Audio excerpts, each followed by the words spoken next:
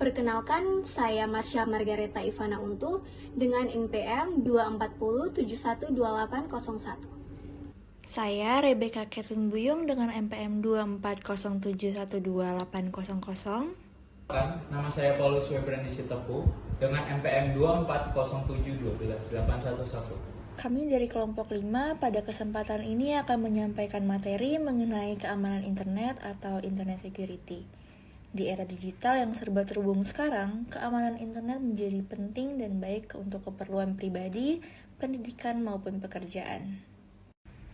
Internet security adalah bagian dari keamanan komputer yang fokus untuk melindungi perangkat, jaringan, dan data kita saat menggunakan internet.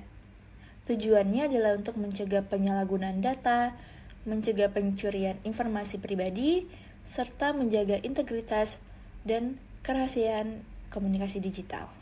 Lalu, kenapa keamanan internet sangat penting? Karena tanpa pengamanan, data pribadi kita bisa dengan mudah dicegat dan disalahgunakan loh. Dengan maraknya transaksi online atau lewat informasi sensitif, seperti foto, video, atau dokumen penting lainnya, itu bisa saja dicuri dan disebarkan secara ilegal, yang kemudian digunakan untuk kejahatan, seperti penipuan, pinjaman ilegal, atau pembobolan akun, bahkan bisa digunakan untuk pemerasan. Oleh sebab itu, sangat penting untuk kita memperhatikan setiap keamanan internet.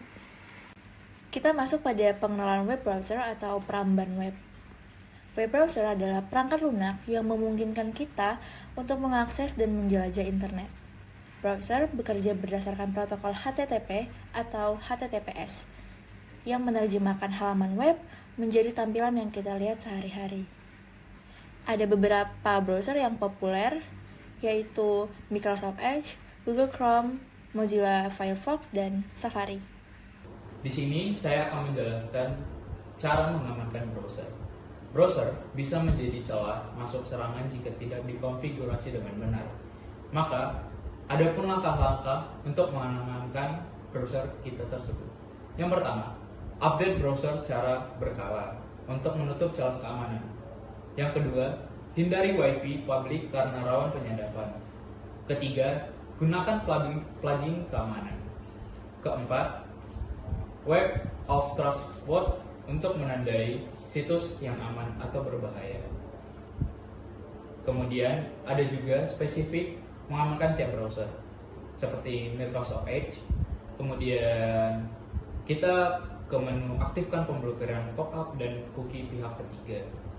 Aktifkan fitur Do Not Track. Kemudian gunakan Microsoft Defender Smart Screen untuk melindungi dari situs berbahaya. Kemudian ada Mozilla Firefox yang dimana kita bisa menonaktifkan pelacakan dan aktifkan penghapusan riwayat otomatis. Kemudian, gunakan kata sandi utama untuk enkripsi data login. Nah, kata sandi ini berguna untuk mengamankan kita dari virus-virus dan orang-orang yang tidak kita kenali. Dan kita akan membuat password dengan password yang kuat. Kemudian, Safari. Nonaktifkan JavaScript untuk menghindari konten berbahaya. Kemudian nonaktifkan pengisian otomasi data pribadi seperti kartu kredit. Kemudian Google Chrome. Yang pertama, blokir cookie pihak ketiga. Kemudian nonaktifkan penyimpanan otomatis kata sandi. Aktifkan fitur privasi dari menu privasi dan keamanan. Kemudian kita lanjut, ada fitur browser yang bisa jadi risiko. Meskipun berguna, beberapa fitur bisa jadi titik lemah, seperti Java dan ActiveX yang mudah dieksploitasi dan sebaiknya dinonaktifkan saja. Kemudian ada cookies yang mencatat riwayat browser dan bisa digunakan untuk pelacakan. Jika ada informasi dari web, sebaiknya kita tidak menyetujuinya, karena jika kita mengklik setuju, itu akan membuat virus di HP kita dan bisa mengacak informasi yang ada. Kemudian ada ekstensi. Beberapa bisa mengandung malware, hanya install dari sumber terpercaya saja. Kemudian, ada cara mengidentifikasi situs yang aman. Situs yang aman memiliki dua indikator utama. Yang pertama, terdapat ikon gembok di bilah alamat browser. Kedua, Alamat web diawali dengan https://2 yang dimana S berarti secure dan menunjukkan penggunaan SSL, Secure Socket Layer. Instant messaging. Instant messaging seperti WhatsApp, Telegram, dan Signal memungkinkan komunikasi cepat secara real time. Namun juga memiliki resiko. Yang pertama, privacy dapat terganggu. Yang kedua, identitas bisa dipalsukan. Yang ketiga, malware bisa masuk melalui file yang dikirim. Yang keempat, kerentanan software instant messaging jika tidak diperbarui. Solusi dari resiko tersebut. Yang pertama, jangan izinkan transfer file otomatis. Yang kedua, verifikasi sumber file. Yang ketiga, jangan klik tautan mencurigakan. Yang keempat, enskripsi jika harus mengirim data sensitif. Yang kelima, selalu gunakan versi terbaru dan perangkat lunak antivirus. Yang keenam, pantau aktivitas online dan profil media sosial anak. Yang ketujuh, dorong anak untuk melapor jika merasa tidak nyaman. Yang kedelapan, laporkan pelaku ke polisi jika anak menjadi korban kekerasan daring. Keamanan anak di dunia maya. Anak-anak adalah pengguna aktif internet dan sangat rentan ancaman yang mereka hadapi meliputi yang pertama, konten tidak pantas. Yang kedua, cyberbullying. Yang ketiga, situs siluman dan pencarian yang menyesatkan. Yang keempat, grooming. Pelaku berpura-pura menjadi teman. Yang kelima, pencurian identitas dan data. Yang keenam, spam email berisi tautan berbahaya. Tanda anak mengalami resiko.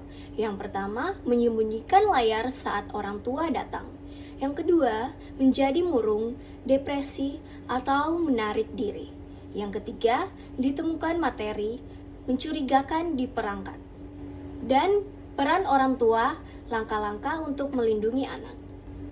Peran orang tua untuk melindungi anak-anak. Yang pertama, beri edukasi tentang ancaman online. Yang kedua, gunakan software filter komen.